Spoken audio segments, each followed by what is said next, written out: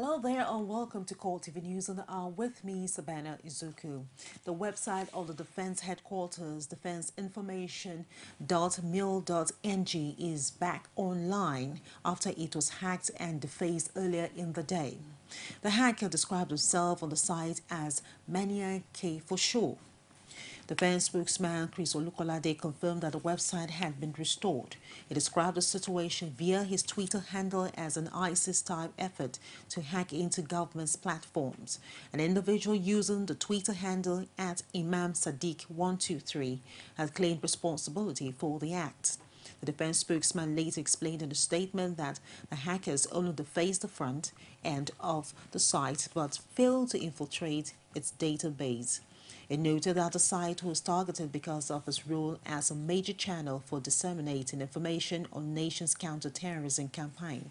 Olukolade added that at Imam Sadiq 123, who posed as hacker, has since been knocked off. The Independent National Electoral Commission has said it's not prepared to tinker with the date set aside for elections next month. INEC Chairman Atahiru Jega said on Friday that no logistic challenge can stop the presidential election from holding on the 14th of February. Jega spoke at the launch of an EU-sponsored project on preventing the electoral violence in Abuja. Basi Ai reports. It's a few weeks to the 2015 election, and not surprising, politicians are stepping up their campaigns. But a number of people have also been selling the idea of a possible shift in the election for varying reasons. For the NSA, the large stock of permanent voters' cards still lying uncollected at INEC's office is enough reason. But the commission chairman is not prepared to entertain such thoughts. I have said everything we are doing, including the challenge of the distribution of permanent voters' cards, we believe is something we can address long before February 14th. Jega, however, maintained that INEC will not relent until eligible voters pick up their PVCs. The INEC chairman also quelled fears that registration in some wards had been cancelled. Any person who has registered would have his voters' cards produced and made available for him or her to pick so that they can participate in the election. And now that the Electoral Commission insists on holding elections as scheduled, it plans to ensure logistic challenges are resolved on time. There have been lapses in some cases by contractors moving without security arrangement. But the key issue really is externalization. People are looking for ways to externalize this. And something that is small can easily be addressed. Before you know it, is headlines in newspapers and so on. The gathering is one in a series lined up to generate awareness and keep stakeholders abreast of preparation for the all-important January election next month. Basia Ye, CoreTV News, Abuja. A coalition of 60 civil society groups has rejected a demand by the National Security Advisor, Sambo Dasuki, for next month's election to be postponed. The Nigerian Civil Society Situation Room described excuses given by the NSA as an unnecessary interference in the INEC's independence. The coalition recollects that the Commission's chairman, Professor Atahiru Jega, recently assured CSOs that every effort will be made to ensure that intended voters collect their PVCs before the February elections. It therefore urged INEC to put measures in place to ensure unhindered and speedy distribution of any outstanding and uncollected PVCs. The CSOs also want Nigerians to go out en masse to collect their PVCs before the end of the exercise. Following the attack on the convoy of President Goodluck Jonathan and leaders of the People's Democratic Party in Katsina and Bauchi states by alleged supporters of the All Progressive Congress, the presidency on Friday cautioned the opposition party to rein its supporters.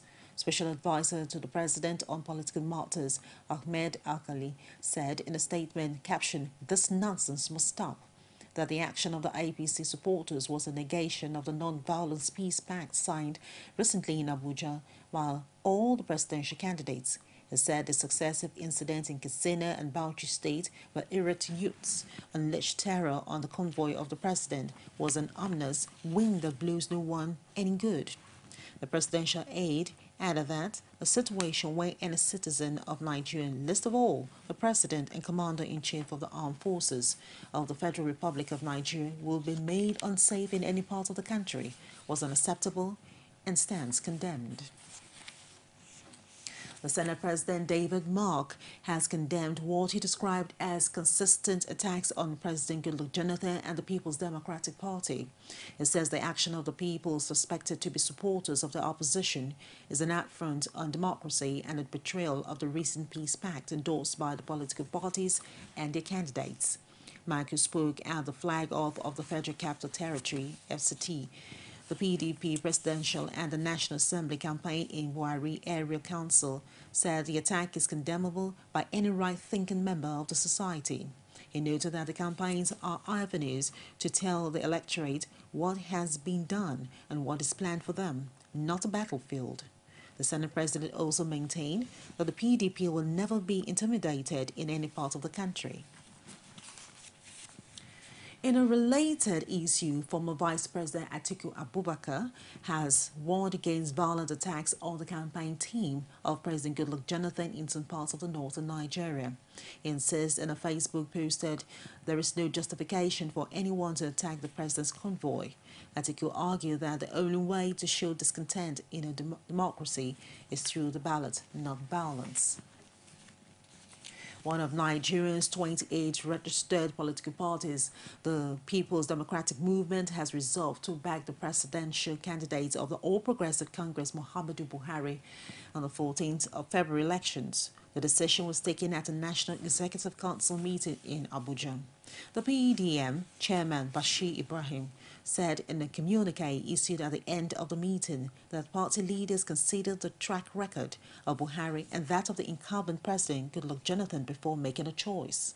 The party says it has 6 million registered members across the country and will mobilize them to vote for the APC candidate on the 14th of February. It, however, noted it will be fielding candidates for other elective positions. The Ekiti State Governor, Ayodele Fayose, has again taken a swipe at the candidature of the presidential flag bearer of the All Progressive Congress, Muhammadu Buhari. Fayose speaking at the PDP's campaign rally in Ekiti North Senatorial District while drumming support for the candidate defends his death wish editorial placed in 2 national newspapers. He insisted that he is unapologetic and stands by his words in editorial. It's politics. Like every politics of the world in America, everybody says exactly the high points of your candidates and the weak points of your opponents. That's politics. And like I said, I have no apologies.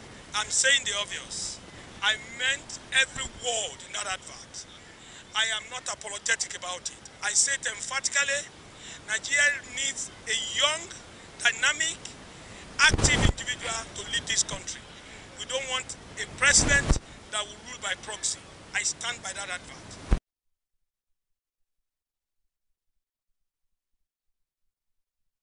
And away from that, President Goodluck Jonathan has released 26 billion naira for dry season farming in the country. He announced a palliative to thousands of farmers who converged in Abuja for this year's agriculture festival. President Goodluck Jonathan also used the opportunity to reel out the achievements of his administration in the sector. The report. These farmers are here at the Eagle Square, a usual venue for political rallies. But today, the occasion is different. They are here to showcase their agricultural produce. It also provided a campaign platform for President Jonathan to outline his achievements in the sector. He announced the immediate release of 26 billion naira for dry season farming. To further boost the efforts to produce more food for our nation, I am pleased to announce here today the release of under 26 billion naira towards the 2015 dry season farming program. I'm here today as the president. With the support, I hope to be here next year as the president, and then I will do even more for you, for our farmers, and for our dear country. President Jonathan also reeled a list of his achievements in agriculture, including how local rice industry is thriving.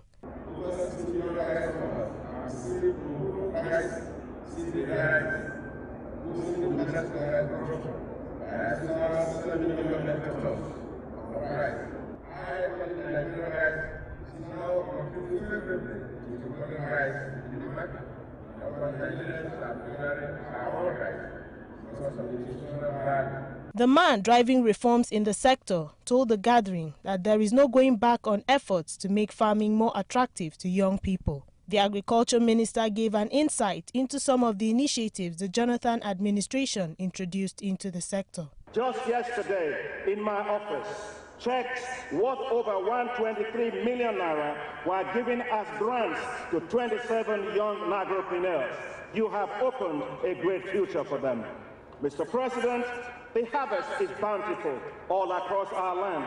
In the past 3 years, we have added 21 million metric tons of food to our food supply. Inflation has been on a downward trend due to higher food production.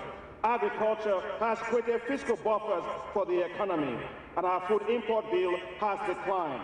We are feeding ourselves with pride.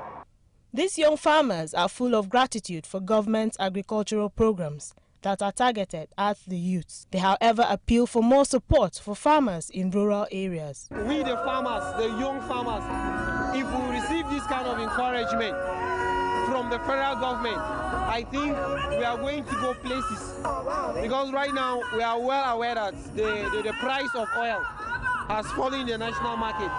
So now this country is looking up to us, the youth, to come into agriculture because we have more energy to work. The president has really tried when it comes to agriculture, in the sense that there was a You-Win program organized for youth. I was one of the participants of the just concluded WAP program organized by the MDGS and the NYSC, which is used basically to empower people in the agro-allied sector. And yesterday, I was at FDA, Federal Department of Agriculture.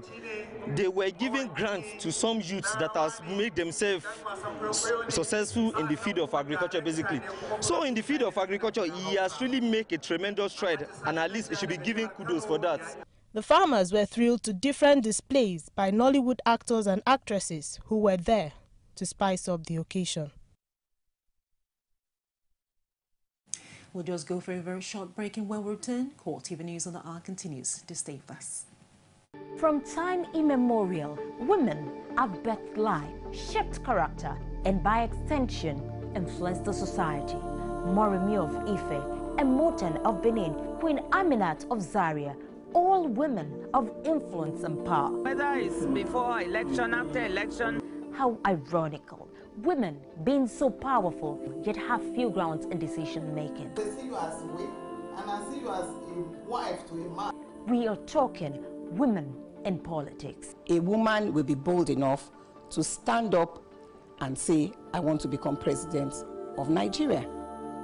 Only on CoreTV News. Welcome back to the news. For more information, you can reach us on a social media platform, and that's on facebook.com/CoreTV News and on Twitter @CoreTV News NG. For other programs and more news updates, you can join us on our youtube.com/CoreTV Spice and the news. The Ekiti State Governor Ayodele Fayose has signed the 2015 appropriation bill into law. Fayose, who promises to execute the budget to the letter, also signed, amongst other bills, and the law to repeal the establishment of the Ekiti State Peace Corps. The Speaker and the leader of the PDP caucus in the State House of Assembly, Dele Olugbemi, used the opportunity to call on the 90 APC lawmakers to return to the legislative duties. Rashid has more. At a brief ceremony that saw the governor sign 4 bills into law, the Speaker and leader of the PDP caucus in the House of Assembly, Dele Olugbemi, expresses support for the government of Fayose as he advised APC lawmakers to resume their legislative duties. The APC lawmakers who have constituted themselves into a roving ambassadors should choose the path of honors and come back home to join hands with the present administration. They should wake up to the realities of things in the state and stop daydreaming. This is my honest advice to them. The governor, Ayodele Fawashe, who signed the 2015 budget into law, also signed into law the change of Ekiti State logo back to the Fountain of Knowledge with a promise that education will get special attention. Today,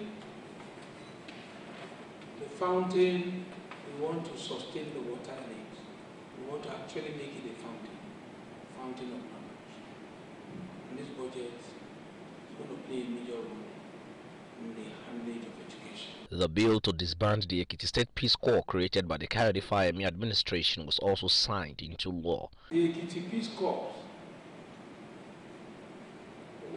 the original conception of it was to be used for things other than the good of it.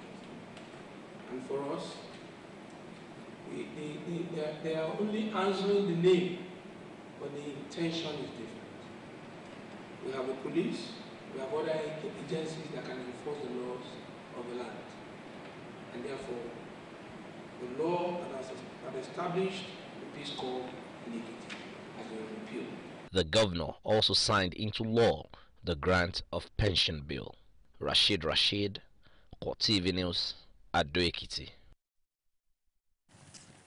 And outside Nigeria, thousands of mourners gathered Friday for the funeral of two young teachers who activists allege were murdered by soldiers in northern Myanmar, just as the government promised an inquiry into their deaths.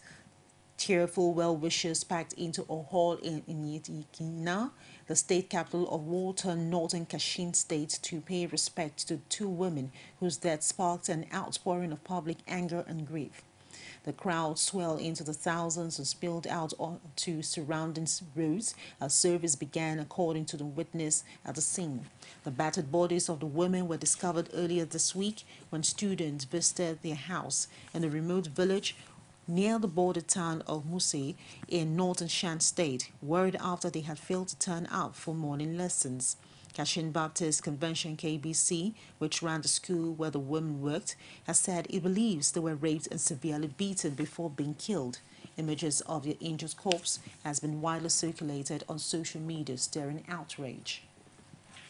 Campaigning for true justice for the two teachers who were brutally killed and raped. We demand safety for women. We are not safe in this country. We want the government to ensure that the criminal acts by the army are judged in civilian courts.